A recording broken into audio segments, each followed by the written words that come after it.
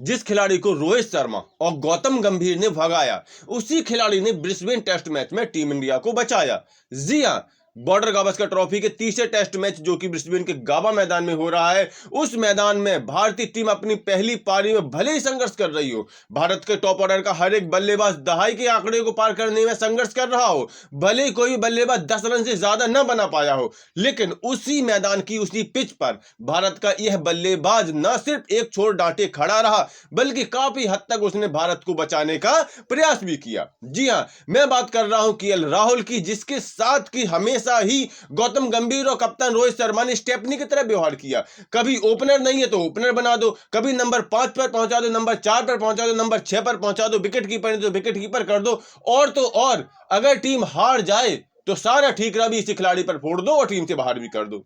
New Zealand के खिलाफ हमने देखा था, पहला टेस्ट मैच हारते ही हार का पूरा ठीक रहा, केएल राहुल के सर पर फोड़ दिया गया और केएल राहुल को बाकी के 2 टेस्ट मैच से बाहर कर दिया गया था। केएल राहुल ने भारत की तरफ से पहली पारी में 139 गेंदों में 84 रनों की संघर्षपूर्ण पारी खेली। एक समय ऐसा लग रहा था जब वो अपना शतक बना लेंगे, लेकिन तभी नाथन लियोन की गेंद पर स्टीव स्मिथ ने उनका कैच लपक लिया। ओपनिंग में आए केएल राहुल भारत के 6वें विकेट के रूप में 141 रनों के स्कोर पर आउट हुए। हालांकि भारत अभी भी संकट की स्थिति में फंसा हुआ है और वो लगभग 350 रनों से अब भी ऑस्ट्रेलिया के स्कोर से पीछे है, लेकिन इसका जिम्मेदार केएल राहुल नहीं बल्कि भारत के अन्य बल्लेबाज हैं। यहां पर ओपनर यशस्वी जायसवाल मात्र 4 रन बनाकर के आउट हो गए, तो शुभमन गिल ने तो 1 ही रन बनाया। भारत की रन मशीन कहे जाने वाले विराट कोहली मात्र 3 रन बनाकर के आउट हो गए, तो ऋषभ पंत 9 रन बनाकर के आउट हो गए। और तो लगातार फ्लॉप फॉर्म में चल रहे भारत के सेल्फलेस कप्तान रोहित शर्मा तो मात्र 10 रन ही बना सके। और इन सभी दिग्गज बल्लेबाजों के इस बड़े योगदान की वजह से भारतीय टीम गहरे गड्ढे में गिर चुकी है, जहां पर केएल राहुल लगातार भारत को निकालने का प्रयास करते रहे और 84 रन बनाकर के नाथन लियोन का शिकार हुए। इस पूरी सीरीज में केएल राहुल अब तक 231 रन बना चुके हैं और वो भारत की तरफ से सबसे ज्यादा रन बनाने वाले बल्लेबाज इस सीरीज में बन गए हैं। हालांकि केएल राहुल इससे भी बेहतर परफॉर्मेंस कर सकते थे अगर उनको लगातार आत्मविश्वास दिलाया जाता, उन पर लगातार भरोसा किया जाता।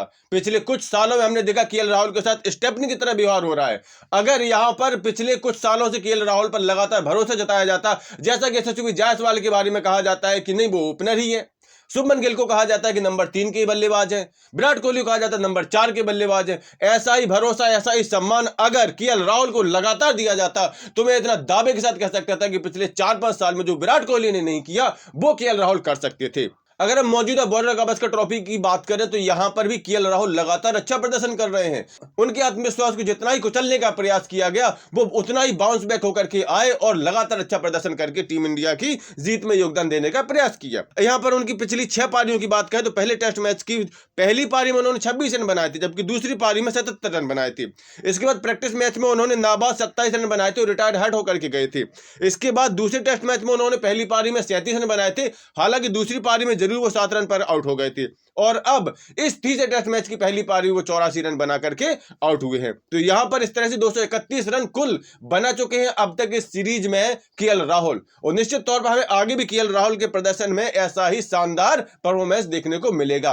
कुल मिलाकर के अगर केएल राहुल पर लगातार भरोसा जताया जाएगा तो वो भारत की नई बॉल बन सकती हैं, जैसा कि किसी समय सचिन तेंदुलकर हुआ करते थे, राहुल द्रविड़ हुआ करते थे, बीबीएस लक्ष्मण हुआ करते थे, वैसा ही भरोसेमंद खिलाड़ी बनने की कुवत केएल राहुल में है। तो केएल राहुल की इस प्रतिभा और उनके प्रदर्शन के बारे में आपका क्या ख्याल है? अपनी राय कमेंट करके जरूर दें। साथ ही साथ स्पोर्ट के सभी अपडेट के लिए सफलता नामा चैनल सब्सक्राइब जरूर कर लें।